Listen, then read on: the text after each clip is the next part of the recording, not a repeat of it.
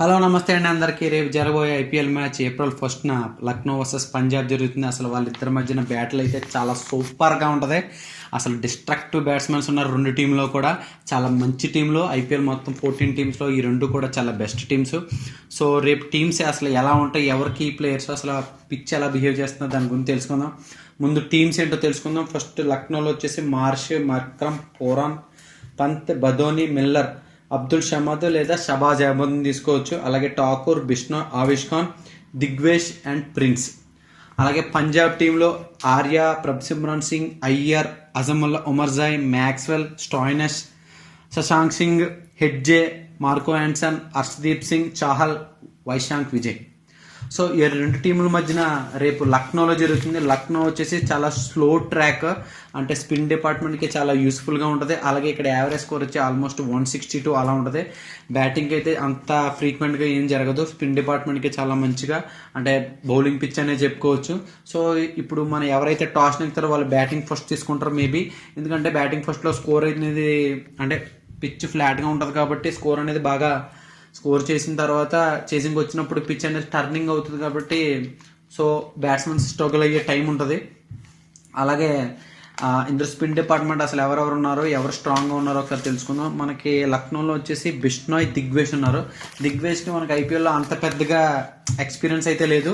పంజాబ్లో అయితే మనకి చాహల్ అండ్ హర్ప్రీత్ బ్రార్ ఉన్నారు. హర్ప్రీత్ బ్రార్ని నాకు తెలిసి హెడ్జే ప్లేస్లో తీసుకోవచ్చు, ఎందుకంటే స్పిన్కి బాగా అడ్వాంటేజ్ కాబట్టి. సో స్పిన్కి కూడా బాగా అడ్వాంటేజ్ కాబట్టి హర్ప్రీత్ బ్రార్ని తీసుకోవచ్చు. హర్ప్రీత్ బ్రార్ కూడా మరీ కన్సిస్టెన్సీగా వేస్తాడు, సో చాహల్కి హెల్ప్ఫుల్గా ఉంటుంది. అలాగే మనకి పంజాబ్లో మ్యాక్స్వెల్ కూడా ఉన్నాడు. వీళ్ళిద్దరితో పాటు మనోడు కూడా యాడ్ అయితే స్పిన్ డిపార్ట్మెంట్లో కొద్దిగా స్ట్రాంగ్గా ఉన్నట్టు లక్నోతో పోల్చుకుంటే. సో ఈ రెండు టీముల మధ్యన హెడ్ టు హెడ్ చూసుకుంటే లక్నో 4 మ్యాచెస్లో 3 మ్యాచెస్ నెగ్గింది, అలాగే పంజాబ్ 1 మ్యాచ్ నెగ్గింది.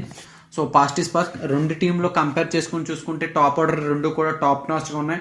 ఇందులో మార్ష్, మక్రమ్, పోరాన్. మక్రమ్ అంత ఫామ్లో లేడు, సో మార్ష్ అండ్ పోరాన్ అయితే లాస్ట్ మ్యాచ్లో మీరు చూసారు, చాలా బాగా ఆడారు. అలాగే ఇందులో కూడా టాప్ ఆర్డర్లో ఆర్య, ప్రభ్సిమ్రాన్ సింగ్ అండ్ అయ్యర్ ఉన్నారు. వీళ్ళు ముగ్గురు కూడా డిస్ట్రక్టివ్ బ్యాట్స్మెన్స్. లాస్ట్ టైం చూసారు, ముగ్గురు కూడా ఫామ్లో ఉన్నారు. ప్రభ్సిమ్రాన్ సింగ్ అంతగా పర్ఫామ్ చేయలేదు లాస్ట్ మ్యాచ్, కానీ మీకు ప్రీవియస్ ఐపీఎల్లో చూసుంటే ప్రభ్సిమ్రాన్ సింగ్ చాలా డిస్ట్రక్టివ్ బ్యాట్స్మెన్. అలాగే మిడిల్ ఆర్డర్లో వీళ్ళ టీంలో మ్యాక్స్వెల్, స్టాయినస్, శశాంక్ సింగ్ ఉన్నారు వీళ్ళ టీంలో. కాకపోతే మిడిల్ ఆర్డర్లో కొద్దిగా అటు ఇటుగా ఉంది. పంత్, మిల్లర్ అండ్ షబాజ్ అహ్మద్ వస్తే షబాజ్ అహ్మద్, అబ్దుల్ షమద్ వస్తే అబ్దుల్ షమద్. అంత ఎక్స్పీరియన్స్ ప్లేయర్స్ అయితే లేరు మిడిల్ ఆర్డర్లో. పంజాబ్లో అయితే చాలా స్ట్రాంగ్ మిడిల్ ఆర్డర్ ఉంది. అలాగే బౌలింగ్ లైనప్లోకి వస్తే హర్షదీప్ సింగ్, చాహల్, మనకి వైశాంక్ విజయ్ అండ్ ఎవరో మార్కో యాన్సన్ ఉన్నారు. నలుగురు కూడా మంచి బౌలర్స్. లాస్ట్ టైం మీరు వైశాంక్ విజయ్ ఎంత బాగా వేసాడో చూసారు డెత్ ఓవర్స్లో. అలాగే ఈ టీంలో ఆవిష్ ఖాన్, దిగ్వేష్, ప్రిన్స్ అండ్ బదోని ఉన్నారు. అంత ఎక్స్పీరియన్స్ ప్లేయర్స్ అయితే లేరు ఇందులో. సో ఇందులో bowling department middle order and top order పంజాబ్లో చాలా టాప్ నాచ్గా ఉన్నాయి. అలాగే లక్నోలో టాప్ ఆర్డర్ అయితే చాలా బాగుంది. బౌలింగ్ అండ్ మిడిల్ ఆర్డర్లో లిటిల్ బిట్ కొద్దిగా అటు ఇటుగా ఉన్నది, అంత ఎక్స్పీరియన్స్గా లేదు. సో లక్నో నెగ్గడానికి ప్రాబుల్ కాజ్ ఓన్లీ ఒక్కడో ఆడే నిక్లస్ పోరాన్. ఆడొక్కడు నిలబడితే టీం మొత్తాన్ని మార్చేస్తాడో మీ అందరికీ తెలిసిందే.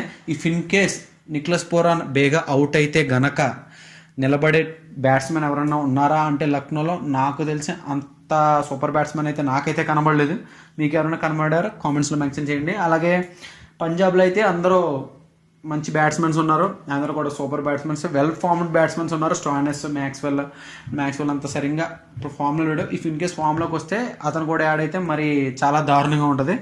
సో మేబీ లక్నోతో పోల్చుకుంటే పంజాబ్ కొద్దిగా 1 or 2 పాయింట్స్ పైనే ఉంది. అలానే లక్నో చిన్న టీం అనే కదా, లక్నో కూడా చాలా పెద్ద team. If in case Pant ఫామ్లోకి వస్తే కూడా మనం చెప్పలేము. So toss is very crucial. Toss నెగ్గిన వాళ్ళు ఫస్ట్ బ్యాటింగ్ చేసుకుని బ్యాటింగ్లో మంచి స్కోర్ చేసి సెకండ్ ఇన్నింగ్స్లో వాళ్ళని చేసింగ్ చేయకుండా ఆపుతారు. స్పిన్ డిపార్ట్మెంట్లో మనకి ఆయుష్ బదోని మిడిల్ ఆర్డర్లో అటు ఇటు ఆడతారు, కానీ బదోని ఒకవేళ if in case middle order perform చేస్తే లక్నోలో కూడా నెగ్గే ఛాన్సెస్ చాలా ఉన్నాయి. సో మన రెండు టీంలో చూసుకుంటే పంజాబే నాకు అనిపిస్తుంది పంజాబ్ నెగ్గుతుందని.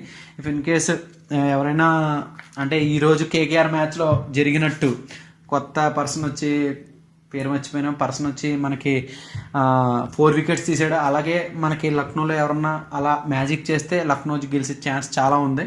సో నేనైతే పంజాబ్ నెగ్గుతుంది అనుకుంటున్నాను. మీరేంటో కామెంట్స్లో మెన్షన్ చేయండి. నెక్స్ట్ మ్యాచ్లో మళ్ళీ మనం కలుసుకుందాం. అంతవరకు బాయ్ బాయ్.